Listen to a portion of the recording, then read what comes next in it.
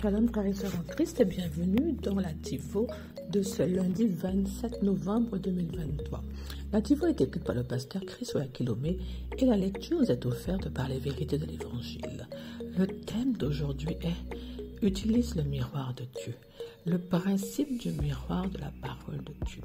Notre verset d'ouverture est tiré de 2 Corinthiens 3 au verset 18 qui déclare « Et nous tous, le visage non voilé, parce que nous continuons à contempler tant la parole de Dieu comme dans un miroir la gloire du Seigneur, nous sommes constamment transfigurés à son image, dans une splendeur toujours croissante et un degré de gloire à l'autre, car cela vient du Seigneur qui est l'Esprit. Alléluia. Le pasteur nous dit que certains chrétiens ont du mal à croire et à agir selon la parole de Dieu parce qu'ils pensent que Dieu raisonne comme un humain. Mais Dieu n'est pas comme l'homme. C'est nous qui sommes appelés à lui ressembler, à vivre et à agir comme lui. Il a rendu cela possible grâce au principe du miroir de la parole. 2 Corinthiens 3, 18 décrit la parole de Dieu comme le miroir de Dieu. Jacques 1 des versets 23 à 24 dit aussi « Quiconque entend la parole de Dieu est comme un homme qui voit son image dans un miroir. » En d'autres termes, Dieu s'attend à ce que tu entendes sa parole et fasses ce qu'elle dit. Mais nombreux sont ceux qui ne savent toujours pas comment pratiquer la parole. Or, le principe du miroir de la parole est que tu te vois tel que Dieu te voit dans sa parole et que par conséquent tu agisses. C'est aussi simple que cela de faire la parole. Par exemple, dans la parole, le miroir de Dieu, il est dit que tu es une nouvelle création en Jésus-Christ dans 2 Corinthiens 5 au verset 17. C'est l'image et le reflet que tu as de toi. Vois cette image et approuve-la. Agis comme si c'était vrai, car c'est vrai. Encore une fois, il te montre la parole que tu es la justice de Dieu dans 2 Corinthiens 5, 21. Dis-le et vois-le ainsi. C'est l'image qu'il a de toi. Se voir dans la parole, le miroir de Dieu, et agir en conséquence est le moyen de vivre dans la réalité de ton héritage en Christ. C'est ainsi que tu pourras jouir de tout ce que Dieu a mis à ta disposition en Christ Jésus. Je t'invite à utiliser ton miroir aujourd'hui. Continue à étudier et à écouter la parole de Dieu. Ce faisant, tu seras transfiguré pour ressembler de plus en plus à la gloire que tu vois dans la parole. C'est le principe du miroir de la parole. Alléluia, gloire à Dieu. C'est merveilleux, c'est glorieux. Mon frère, ma soeur, la parole de Dieu est ton miroir. C'est le livre qui contient les images que Dieu a de toi. Alléluia.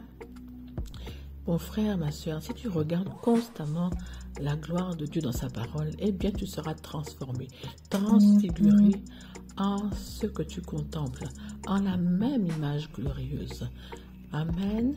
Transfigurer signifie que tu changes d'aspect, de nature, en te donnant un caractère éclatant, magnifique, resplendissant de gloire. Tu es né de la parole. Ça veut dire que tu as besoin d'être pour connaître, pour saisir ton héritage en Christ, pour grandir, mûrir et prospérer. Il y a une super énergie vitale qui est contenue dans la parole de Dieu. La parole est esprit et vie, est une puissance pour celui qui croit. La parole travaille à te métamorphoser en celui que tu es appelé à ressembler et à manifester, c'est-à-dire Dieu. Comment? C'est grâce à sa parole qui agit comme un miroir.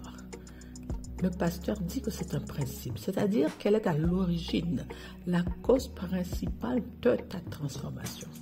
La parole te montre clairement et fidèlement qui tu es, ce que tu possèdes. Et elle te propulse dans ta destinée de gloire en gloire. Quand tu la contemples par l'étude, la méditation, elle te renvoie aussi le reflet glorieux de ton image, de qui tu es véritablement en Christ, c'est-à-dire la vérité, ce que Dieu t'a réservé. Tu te vois donc tel que Dieu te voit à travers sa parole.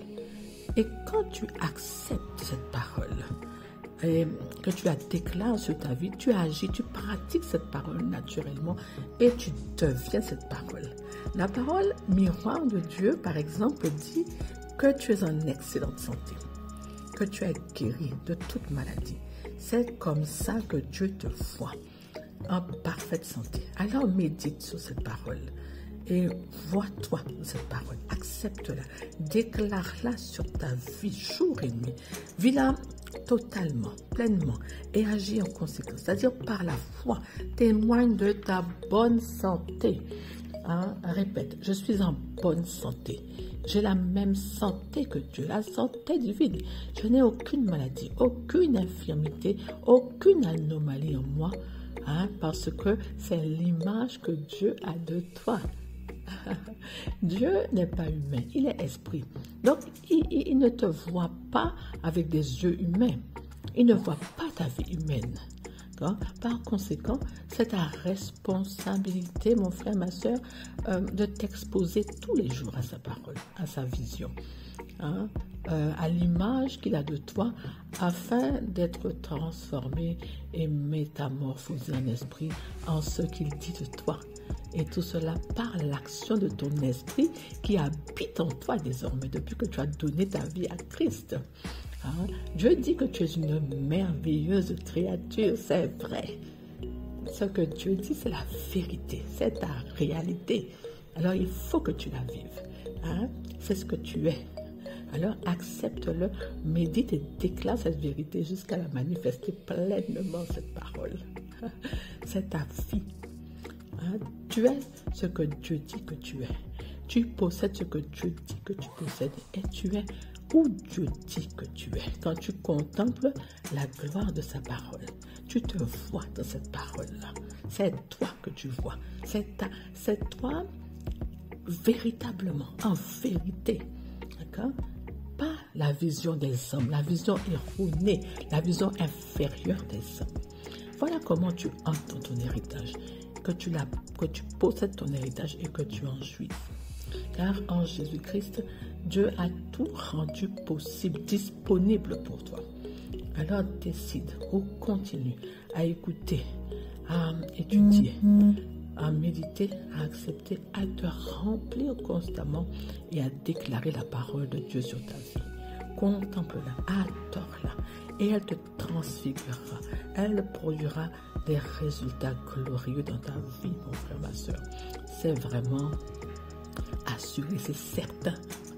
Tu es capable de le faire pour vivre la vie supérieure que Dieu t'a réservée.